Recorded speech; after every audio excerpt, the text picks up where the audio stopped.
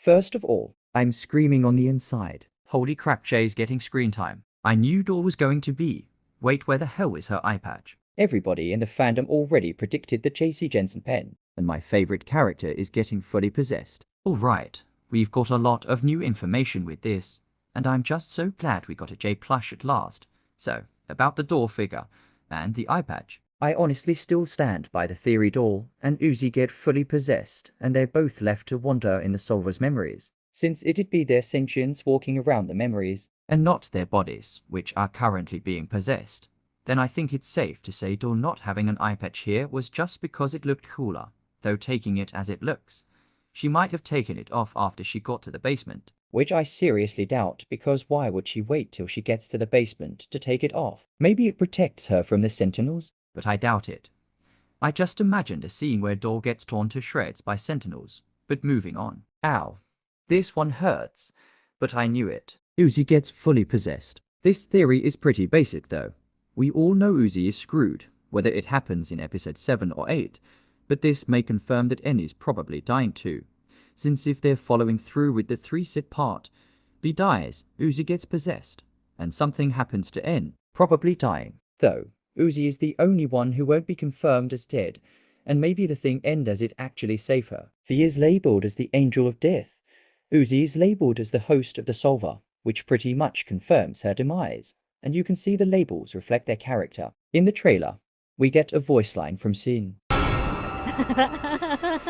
Thanks for giving me the planet, friggin' idiot. I originally thought this was going to be done in a flashback, but now I think that N won't have the heart to stop Uzi.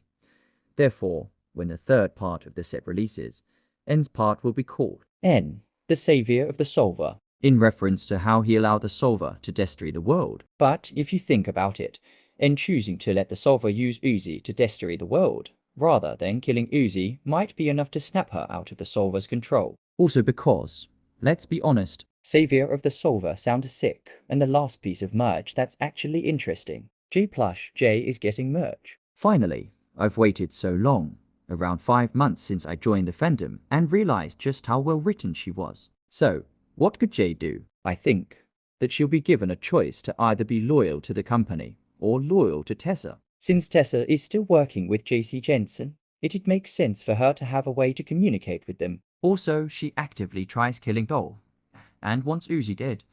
I seriously doubt she's working with Sin. I am going to assume that JC Jensen added some communication system to her spaceship, since we've seen Tessa knows how to use a computer. So there could be one back at the spaceship. JC Jensen would send some message that there was detections of Solver possessings, and that the planet needed be destroyed immediately. It makes sense for them to be able to detect Solver activities, most likely through the Sentinels, since the reason they have Sentinels is to use as protection against drones. Then again, I should stop, because if that was true, then we'd get some indication from this Sentinel.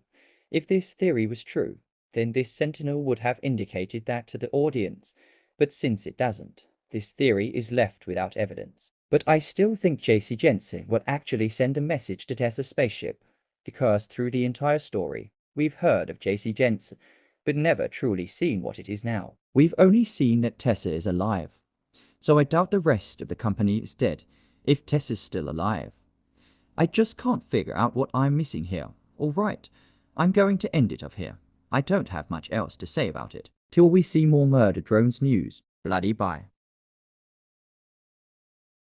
Hey, so, editing the script here. Just found out about Jay's description. Holy crap.